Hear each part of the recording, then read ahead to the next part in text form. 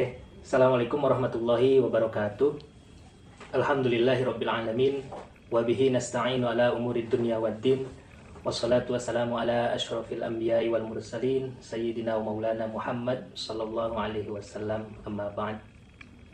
Saudara-saudaraku sekalian, syukur alhamdulillah di kesempatan yang berbahagia ini Allah masih memberi kita nikmat yang sampai saat ini kita masih bisa rasakan, nikmat iman, nikmat Islam, nikmat sehat, lahir dan batin. Bahkan Allah masih memberi kita nafas sehingga kita masih bisa menghirup udara segar walaupun kita hanya di rumah saja. Saudara-saudaraku sekalian, sebelumnya saya ucapkan selamat menunaikan ibadah puasa buat sahabat-sahabat sekalian.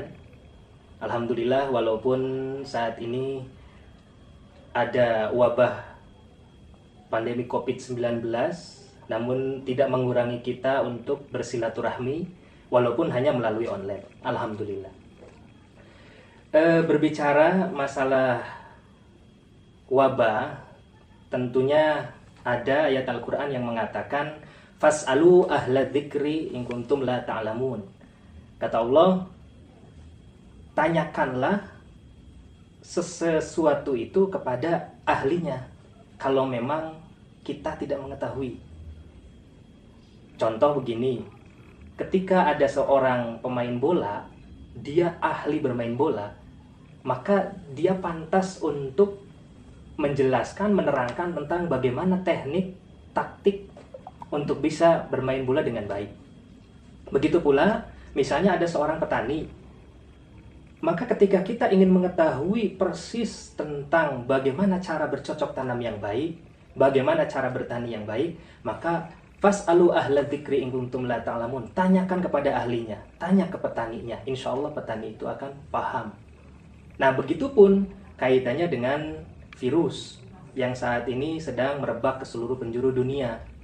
Nah, tentunya yang paham banget, paham betul tentang virus tentunya adalah para ahli virus. Yang paham benar tentunya adalah orang-orang yang bergelut di dunia medis.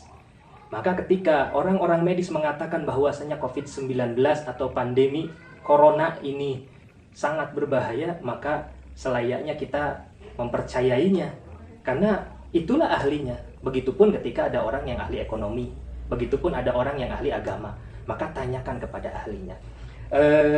Saudara-saudara sekalian, sedikit saya ingin membahas kaitan antara masa sekarang COVID-19 dengan bulan Ramadan. Ya, sebenarnya muncul pertanyaan, banyak juga ini di media sosial nih. Ya, jadi sebenarnya ini corona ini azab atau ujian dari Allah, kan begitu? Banyak juga nih kawan-kawan yang bertanya di media sosial, juga ada juga yang offline kita ngobrol gitu, diskusi. Sebenarnya ini azab atau ujian, kan begitu? Nah, pertanyaannya, ketika apakah ini azab atau ujian? Maka ada, nanti kawan-kawan bisa buka di suratul Anfal, surat Al-Anfal, ayatnya ayat 28. Nanti bisa dibuka di rumah masing-masing. Itu ada di sana. Apa katanya? Ittaqu fitnatan la tusibanna alladzina dzalamu khassah wa'lamu annallaha syadidul iqab. Kalau bahasa gampangnya begini, Allah bilang ittaqu fitnatan, maka takutlah atau menghindarlah fitnatan terhadap fitnah. Fitnah itu kalau bahasa kitanya artinya ujian, ya. Jadi takutlah terhadap ujian, la yusibanna alladzina dzalamu, yang ujian itu akan ditimpakan kepada orang-orang, tidak hanya orang yang menzolimi orang, khosoh saja.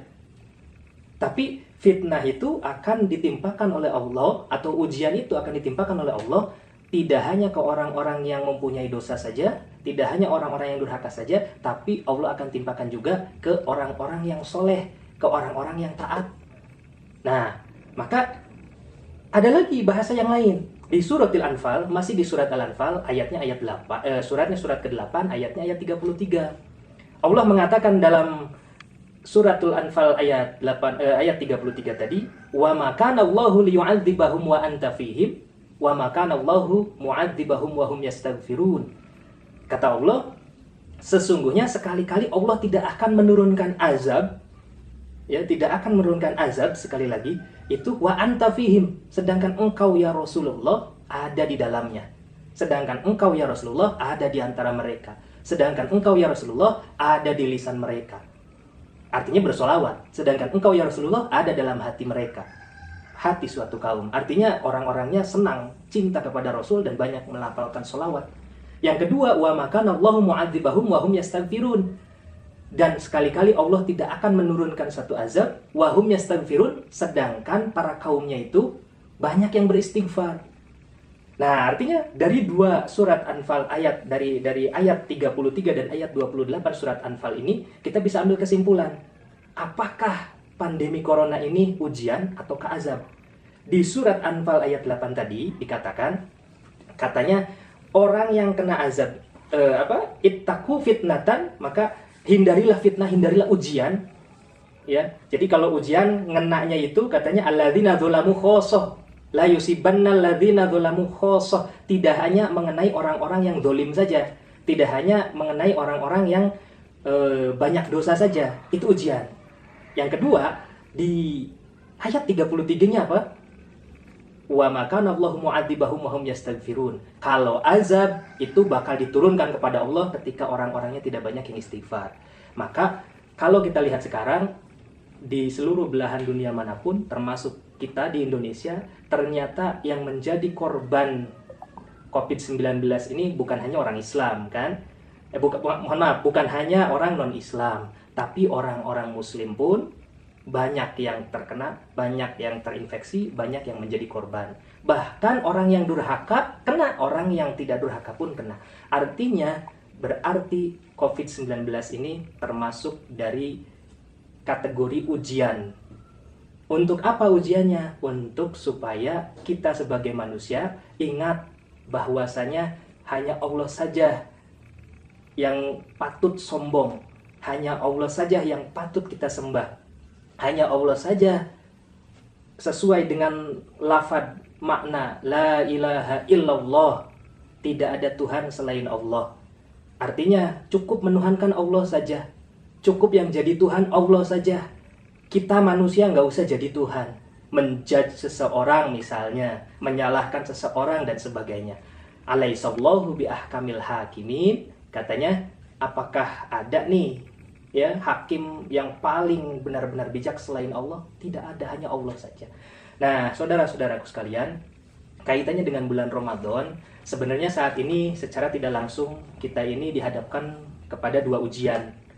Ujian yang pertama tadi kita menghadapi wabah corona yang memang ini benar-benar harus kita hadapi dengan husnudzon kepada Allah, dengan husnudzon kepada banyak manusia. Jangan sampai muncul suudzon kita kepada Allah. Kenapa ya Allah engkau turunkan ini? Kenapa ya Allah engkau turunkan ini? Sehingga kita menyalahkan Allah. Jangan, na'udzubillah. Atau juga kita tidak boleh suudzon kepada sesama manusia. Negeri A, negeri B, kita judge, oh ini adalah konspirasi dari negeri A, negeri B. Jangan, ya, karena kita tidak tahu, ya.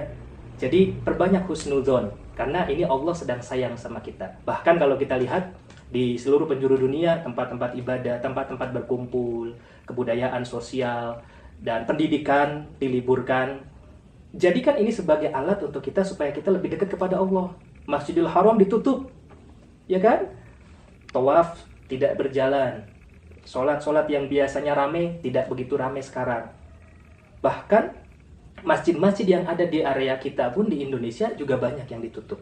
Artinya apa? Ketika kita berpikirnya husnudzon, maka kita akan mengambil kesimpulan, oh ternyata Allah pengen, kenapa Masjidil Haram ditutup? Ternyata Allah pengen kita ini ibadahnya fokus tujuan utamanya hanya ke Allah saja, bukan ke Masjidil Haramnya, bukan ke Ka'bahnya, gitu. Ketika kita ibadah di rumah saja, ketika kita pikirannya husnudzon, insya Allah kita akan berpikir, oh mungkin selama ini kita ini lebih fokus kepada teman-teman kita di luar sana. Oh selama ini mungkin kita ini lebih banyak menghabiskan waktu dengan keluarganya orang lain. dengan teman-teman atau rekan-rekan kerja atau teman-teman di kelasnya yang mahasiswa yang sekolah dan sebagainya. Nah, dengan adanya virus corona ternyata hikmahnya adalah kita bisa kumpul bersama dengan keluarga di rumah, bisa makan bersama, full satu hari, pagi, siang, sore, full makan bersama. Bahkan sekarang pada masa Ramadan kita buka dan sahur bersama, tidak telat. Bagi yang kerja yang biasa pulangnya malam, ternyata hikmahnya gara-gara ada corona, akhirnya kita makan berjamaah terus, ya, berbuka puasa berjamaah terus. Bahkan sholat pun akhirnya kita bisa melaksanakan berjamaah di rumah bersama keluarga kita. Nah, yang pertama tadi, ujian yang pertama kita menghadapi wabah corona, yang dimana di sini banyak sesuatu yang tidak biasa muncul.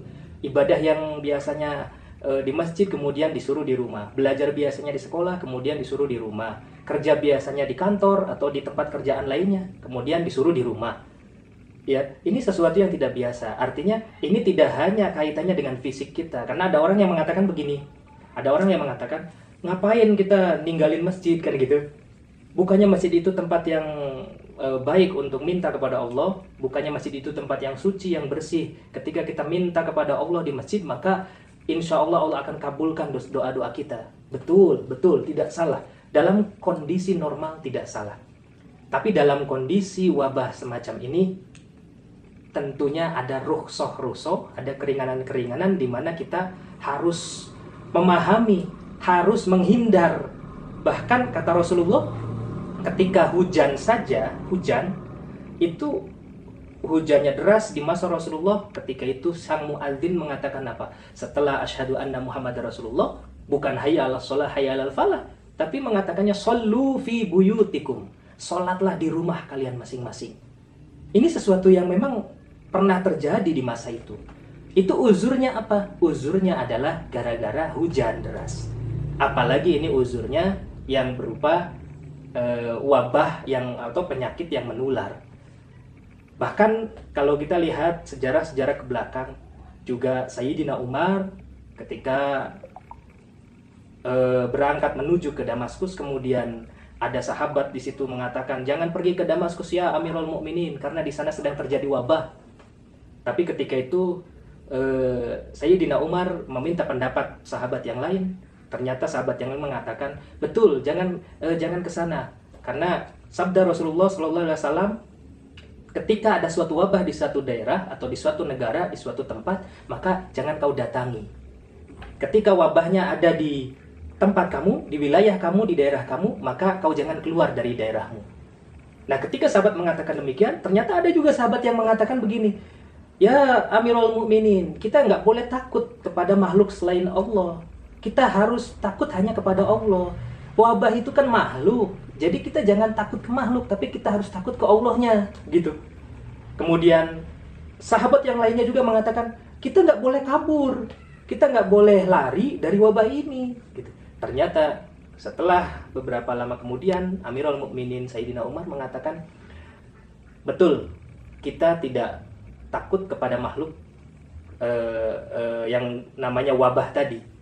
Kita juga tidak lari, justru kita hanya lari dari takdir yang jelek ke takdir yang baik. Takdir yang jeleknya kita mendatangi wabah, takdir yang baiknya kita menghindari.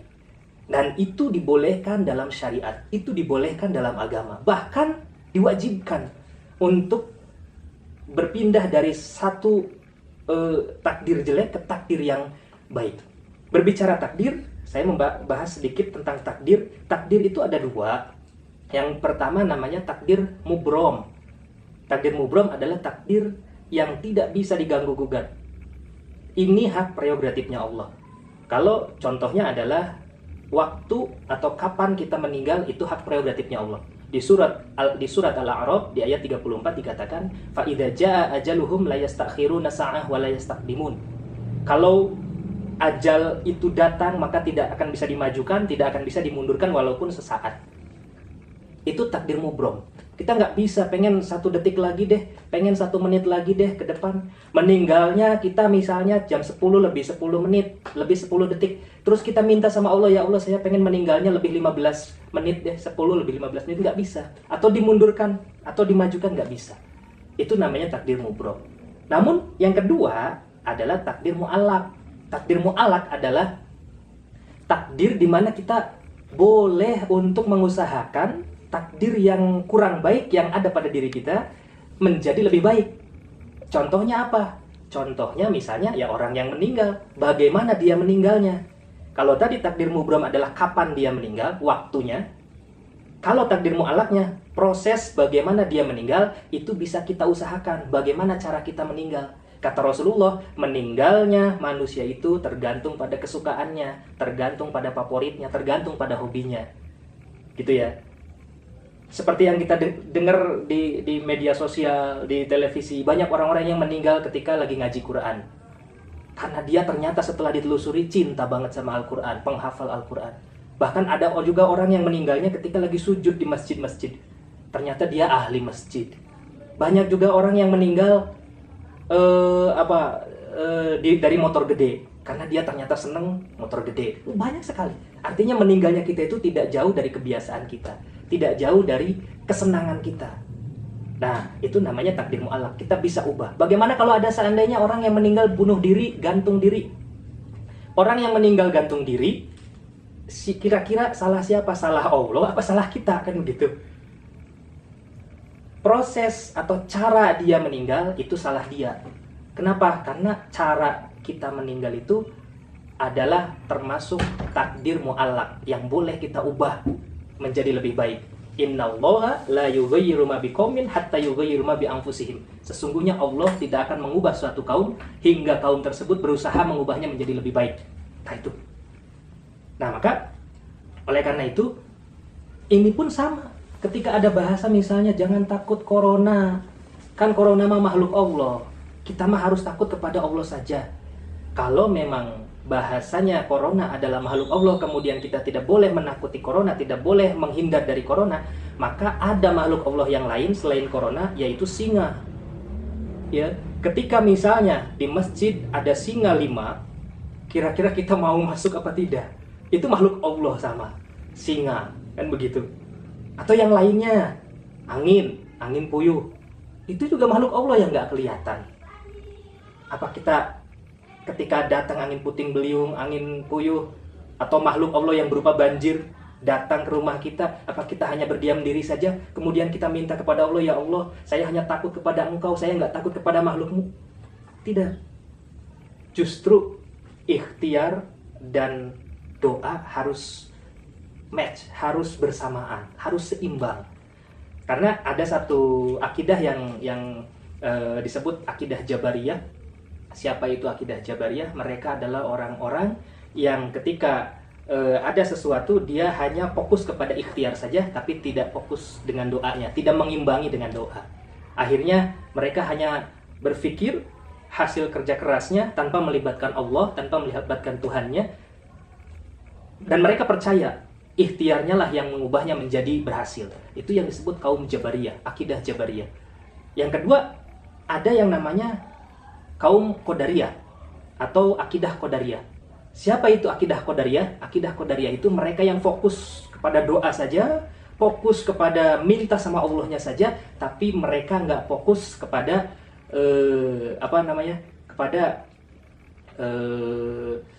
ikhtiar. Qadariyah. Jadi mereka hanya minta kepada Allah, yakin kepada Allah, tapi nggak ada ikhtiar. Mereka minta, ya Allah cerdaskan saya, pintarkan saya, tapi ternyata nggak ada ikhtiarnya. Sama aja bohong. Ya Allah kayakan saya, beri saya rezeki yang melimpah ruah, tapi nggak ada ikhtiarnya. Sama aja bohong.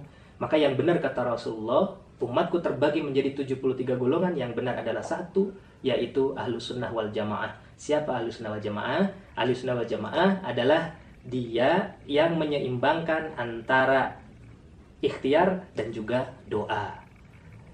Walaupun kita ibadah di rumah, walaupun kita bekerja di rumah, walaupun kita belajar di rumah, insya Allah, ya walaupun masjid ditutup, insya Allah pintu-pintu rahmat Allah, pintu-pintu langit Allah, insya Allah terbuka lebar. Allah maha mengetahui kalau kita ini dalam keadaan, dalam kondisi wabah. Bahkan ini saya punya satu kitab yang kemarin pun ini satu kitab Fatwal Ulama Haula Virus Corona, kitab tentang fatwa-fatwa ulama dunia terkait dengan virus corona.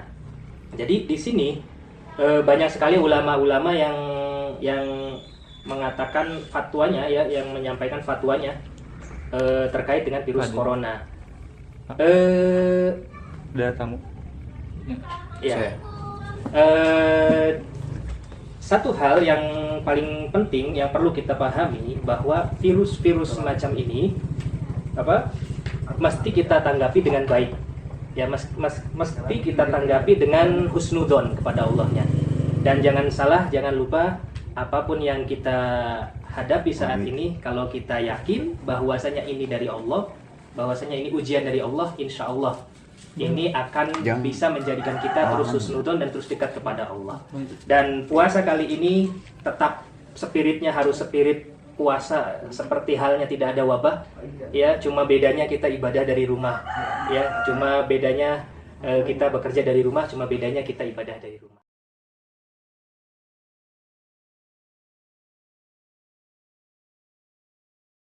Iya, saya kira kalau berbicara hikmah, setiap apapun yang Allah berikan kepada manusia, insya Allah di balik itu selalu ada pelajaran besar, di balik itu selalu ada hikmah besar. Pasti itu, pasti. Ini salah satunya ya. Kita masyarakat dunia diterapkan dengan namanya social distancing. Kita menjaga jarak, menjaga kerumunan, jangan sampai kita berkerumun. Kalau nanti siapa Kang Adi ya? Hadi. Ya. Kang Hadi nanti bisa dilihat di internet, di YouTube dan sebagainya, itu banyak sekali hikmah yang secara nggak langsung kita rasakan dan kita lihat itu di Prancis, kemudian di Mesir, di Singapura juga, di Italia. Itu salah satu hikmahnya adalah ternyata mereka manusia-manusia ya kita nih gitu, yang biasa berkerumun di pinggiran pantai untuk menikmati suasana pantai, ternyata gara-gara social distancing tidak ada di situ, sepi. Karena sepi, apa yang terjadi? Lumba-lumba ya di Prancis, di Italia itu sampai menuju ke pesisir. Kenapa? Karena pantainya bersih. Ternyata tidak ada manusia, pantainya jadi bersih gitu. Bahkan di Singapura, di taman-taman Singapura yang biasa didominasi oleh manusia, ya mungkin manusia itu buang sampah sembarangan dan sebagainya, ternyata jadi bersih. Karena bersih, itik, entog, bebek gitu, itu ternyata mereka bisa berjalan-jalan ke taman-taman yang ada di Singapura. Ini yang baru saya tahu. Saya kira banyak banget hikmah yang bisa kita dapat, baik itu hikmah yang kembali yang notabene berkaitan dengan alam, baik itu hikmah yang notabene sama diri kita pribadi, kepada keluarga, kepada saudara-saudara kita. Akhirnya hubungan semakin dekat, sering ngobrol dengan anak-anak, sering ngobrol dengan mungkin pasangannya, suaminya, istrinya gitu. Dan masih banyak lagi hikmahnya yang lainnya yang kaitan dengan hati kita adalah Allah pengen kita ini menurunkan ego kita. Yang biasanya kita melaksanakan sholat Jumat di masjid, biasanya kita melaksanakan ibadah-ibadah yang seperti biasanya di tempat ibadah, ternyata Allah pengen kita menurunkan ego kita. Coba turuti, kan gitu. Turuti, kata Allah, atiullaha wa atiur rasul wa ulil amri minkum. Turuti Allah, turuti Rasul, dan turuti ulil amri. Karena kalau kita sebagai warga negara yang baik, mesti patuh, mesti nurut kepada pemerintah. Kita sebagai muslim yang baik, mesti nurut, mesti patuh kepada ulama. Siapa ulamanya? Salah satunya Majelis Ulama Indonesia. Bahkan ulama-ulama dunia pun banyak yang berfatwa demikian. Artinya hikmahnya banyak sekali, dan tunggu setelah corona ini selesai, pasti akan ada hikmah yang sangat luar biasa, pasti itu, insya Allah. Baik, ada lagi?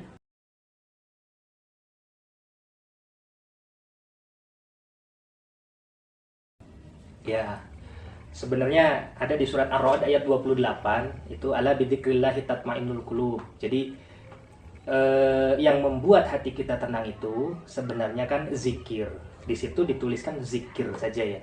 Artinya zikir itu kan zikrullah, ingat Allah.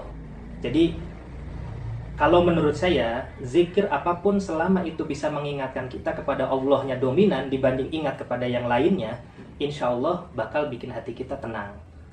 Mau itu la ilaha illallah, mau itu astagfirullah. Astagfirullah itu bagus juga nih, apalagi ini bulan Ramadan gitu. Ya, Tadi kan itu, wa ma kana Allahu mu'adzibahum wa hum yastaghfirun. Dan sekali-kali Allah tidak akan menurunkan azab kepada suatu kaum sedangkan kaum tersebut banyak istighfar. Bahkan hadis Rasul mengatakan apa? Aina anta minal istighfar? Inni astaghfirullah wa atubu ilaihi fil yaumi atamar. Astaghfirullah wa atubu ilaihi. Sesungguhnya saya minta ampun dan tobat kepada Allah fil yaum, dalam satu hari, mi'ata marrah. Dalam satu hari 100 kali. Di riwayat yang lain 70 kali. Rasulullah yang gak punya dosa, Rasulullah yang mulia di mata Allah, Rasulullah yang jelas nanti di surga tempatnya, tetap minta ampun, istighfarnya 100 kali dalam sehari. Kita ya, yang mungkin dosanya banyak, yang belum tentu mulia di mata Allah, yang belum tentu masuk surga langsung, siapa tahu mampir dulu ke neraka, naudzubillah ya. Masa kita enggan sih untuk istighfar sama Allah? Nah, suratul Anfal, surat ke-8 ayat 33 tadi, amalan yang pertama yang bagus adalah istighfar. Yang kedua, wa anta fihim, yaitu banyak-banyak baca sholawat. Karena sholawat itu nanti kana syafi'an yaumal qiyamah, katanya nanti akan menjadi salah satu syafaatul uzmanya Allah yang dititipkan ke Rasulullah di yaumil akhir nanti. Intinya, apapun zikirnya selama itu masih membawa kita, mengingatkan kita kepada Allah, insya Allah itu akan membuat hati kita tenang. Dan kurangi dosa, kurangi maksiat. Karena yang membuat hati kita ini tidak tenang biasanya salah satunya adalah dosa. Kurangi dosanya, insya Allah.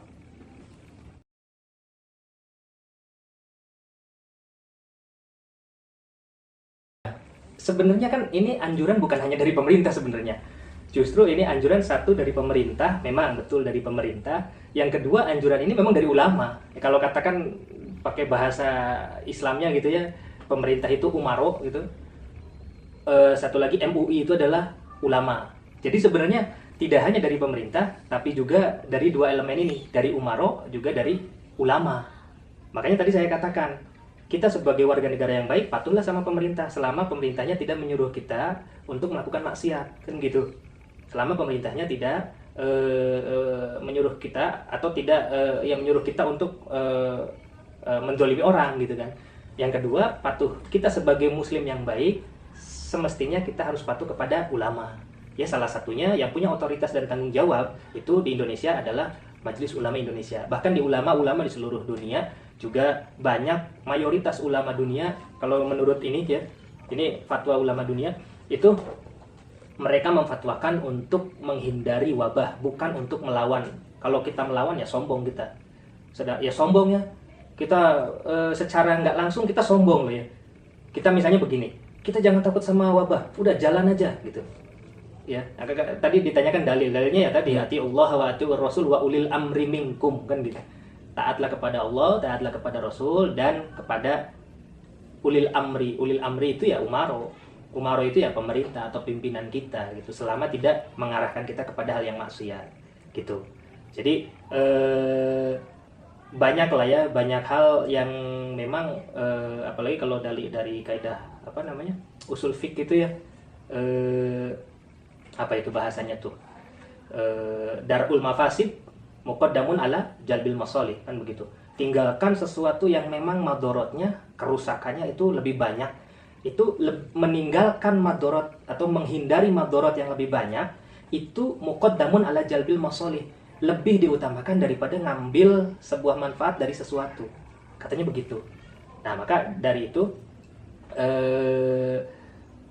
tentunya ya, satu, dalilnya sudah jelas ada ya, dalil nakli, dalil aklinya juga banyak. Kalau dalil akli ya kita bisa mengikuti para ulama ini kan, fatwa-fatwa ulama ini kan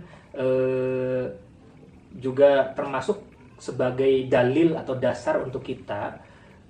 Toh pada kenyataannya insya Allah apapun yang terjadi di masa pandemi corona ini, kemudian ada apa istilahnya, ada aturan dari pemerintah, aturan dari Majelis Ulama Indonesia terutama, itu insya Allah kok buat kebaikan kita semua. Saya kira bagi orang-orang yang banyak memikirkan banyak orang, saya ulangi ya, bagi orang-orang yang banyak memikirkan banyak orang, insya Allah dia akan lebih memilih menghindari hal yang menyebabkan kerusakan dibandingkan mengambil manfaat. Kayak contoh begini, kenapa pasar tetap jalan, masjid enggak kan gitu. Ada juga tuh di media sosial banyak juga yang mempermasalahkan itu. Pasar kenapa jalan, masjid kenapa ditutup? Tempat ibadah, bukan hanya masjid ya, tempat ibadah kok ditutup gitu. Yang pertama, kalau pasar itu tidak ada penggantinya, dan datangnya ke pasar paling 1 minggu sekali atau dua minggu sekali datang ke pasar. Yang kedua, kalau masjid itu datangnya ke masjid itu posisinya dalam 1 hari saja kita 5 kali datang, dan posisinya kita selalu berdempet-dempetan, yaitu soft sholat itu ya. Kemudian di pasar tidak bisa digantikan. Kalau kita misalnya beli beras, kita nggak bisa beli beras, ya mungkin di warung, tapi kan mungkin akan berbeda ya. Warung pun belum tentu juga sekomplit yang ada di pasar. Kalau masjid, kayak misalnya begini, ada juga yang bilang, ini kenapa kita harus ninggalin sholat Jumat? Sholat Jumat itu kan wajib. Kita tidak meninggalkan sholat Jumat. Kita hanya pindah dari kewajiban sholat Jumat, pindah menggantinya ke kewajiban sholat zuhur. Pahalanya sama apa tidak? Dalam kondisi wabah begini, insya Allah pahalanya sama, tidak berkurang sedikit pun. Dosa apa tidak kita meninggalkan sholat Jumat kemudian menggantinya ke sholat zuhur dalam masa pandemi begini? Tidak. Karena fatwa-fatwa ulama mengatakan, saya bacakan di sini ada sedikit ya, ada fatwa. Nah ini fatwa Hay'atu Kibaril Ulama bi Azharis Syarif. Di sini ada salah satu ulama-ulama besar Al-Azhar Asy-Syarif, atau tepatnya di Mesir, itu mengatakan begini, bi annahu yajuzu syar'an iqaful jum'ati wal jama'ati fil bilad khaufan min tafassil virus wa intisaruh. Ini kalau kita terjemahkan, katanya dibolehkan secara syar'an, secara syariat gitu ya. Iqaful jum'ati wal jama'ati, memberhentikan sholat Jumat atau menggantinya sholat Jumat ini menjadi sholat duhur, wal jama'ati, dan sholat berjamaah yang 5 waktu fardu itu, fil bilad, dalam suatu negara, khaufan min tafassil virus wa intisaruh, karena takut penularan dan penyebaran virus. Artinya dibolehkan, ini fatwa ulama. Bahkan di hadis Rasul juga dikatakan, larilah kau ketika ada mazdum itu penyakit yang menular gitu, atau kalau bahasa sekarang ya wabah juga kan, wabah corona juga menular kan. Itu seperti kau lari dikejar oleh singa. Artinya ikhtiar sebagai jalan untuk pindah dari takdir yang buruk ke takdir yang baik ini perlu kita tempuh, gitu ya.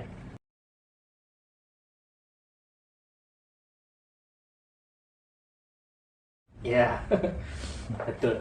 Jadi kan begini ya, sebenarnya ada bahasa i'mal lidunyaka ka'annaka ta'ishu abadan wa amal li akhiratika ka'annaka tamutu ghadan. Kerjakanlah urusan duniamu seakan-akan kau hidup selamanya. Wa amal li akhiratika ka'annaka tamutu ghadan, dan kerjakanlah urusan akhiratmu seakan-akan kau besok mati. Kan gitu ya. Sebenarnya begini, sesuai dengan doa kita, Robbana atina fid dunya hasanah wa fil akhirati hasanah wa qina adzabannar. Kita pengennya kan hasanah atau baik di dunia, baik juga di akhirat, kan gitu ya. Nah, sekarang sebenarnya ada satu hal supaya lelah kita, kalau orang-orang bilang lelah menjadi lillah gitu ya. Kalau pengen lelah kita ini dalam urusan dunia dinilai atau diganjar menjadi nilai akhirat, itu gampang sebenarnya. Jadi kita tidak memisahkan antara ini mah dunia, ini mah akhirat, ini urusan dunia, ini urusan akhirat. Sudah saja digabung. Ketika kita melakukan urusan dunia, plus kita juga membawa urusan akhirat di situ. Nah, contohnya apa? Kata Rasulullah, itu kullu amrin dibalin la yubda bi basmalah fahuwa aqta. Setiap amal-amalan kita atau perbuatan kita atau kerja kita yang tidak diawali dengan bismillah, fahuwa aqta, maka akan diputus sama Allah keberkahannya. Gitu ya. Nah, artinya gimana supaya amalan dunia kita kayak tadi ngerjain tugas-tugas kuliah, tugas-tugas sekolah yang begitu banyaknya, capek gitu kan. Gimana nih caranya supaya kita seimbang lah, katakan begitu, dengan akhirat. Satukan unsur dunia ini, libatkan Allah di dalamnya. Mulai kerjakan tadi tugas-tugas kuliahnya, mulai kerjakan tugas-tugas sekolahnya dengan melibatkan Allah. Minimal dengan Bismillahirrahmanirrahim, saya mau ngerjain tugas. Insya Allah itu sudah menjadi unsur akhirat. Tidak hanya unsur dunia, tapi unsur akhirat sudah ngikut di situ. Kalau sudah ngikut unsur akhirat di situ, apa katanya? Man kharaja li talabil ilmi man kharaja li talabil ilmi fa huwa fi sabilillah hatta yarji'a. Barang siapa orang yang menjalankan belajar menuntut ilmu, fa huwa fi sabilillah, maka dia berada dalam jalan Allah hatta yarji'a, sampai dia balik, sampai dia selesai belajarnya. Dengan catatan, libatkan Allah di awal. Bismillahirrahmanirrahim. Ketika misalnya dapat kesulitan dalam mengerjakan tugas, libatkan Allah lagi. Ya Allah, saya susah banget, minta sama Allah. Jadikan ilmunya manfaat, walaupun ini ilmu susah, walaupun ini pelajaran susah, walaupun ini mata kuliah susah, jadikan ilmu ini manfaat walaupun sedikit. Karena kalau ilmunya manfaat, bisa jadi kalau melibatkan Allah di dalamnya, bisa jadi kalaupun sekarang nilainya kecil, bisa jadi Allah simpen tuh. Ya Allah simpen tuh buahnya kapan? Nanti mungkin di dunia kerja. Ya, kalau nggak di dunia kerja, mungkin Allah simpennya nanti di dunia setelah rumah tangga, punya anak-anaknya menjadi berkah ilmunya, berkah rezekinya. Artinya apa? Artinya libatkan Allah di dalam kegiatan duniawi kita, supaya itu bernilai juga, tidak hanya duniawi, tapi bernilai juga unsur ukhrawinya atau unsur akhiratnya. Gitu ya.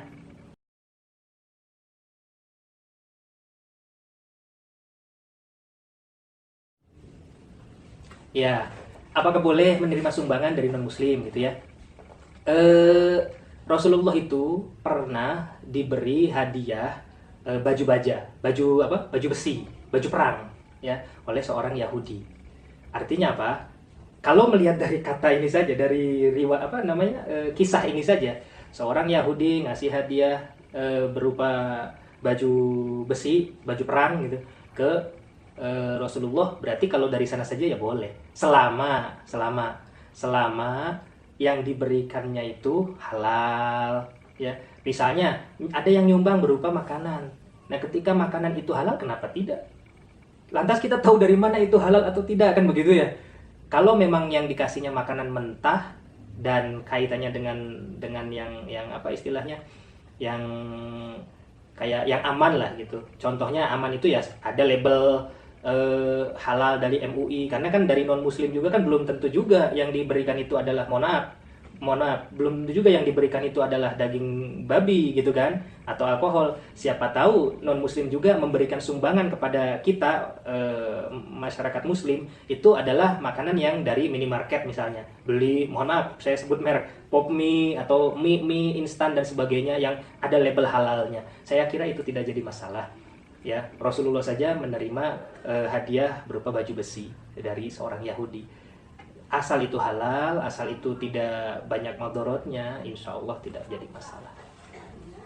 Udah gitu Pak, gitu ya. selesai. Mudah-mudahan ada manfaatnya, dan saya kira spirit kita dalam menghadapi bulan Ramadan ini di masa wabah corona ini, saya kira jangan turun, tetap terus ibadahnya kencengin, baca Qur'annya kencengin. Imam Syafi'i itu ketika bulan Ramadan tiba itu khotam atau beres atau selesai baca Quran itu 10 kali khatam. 10 kali khatam. Nah, kita mau berapa gitu? Setengahnya ya silahkan gitu. Mau 5 gitu, atau ya minimal 1 lah.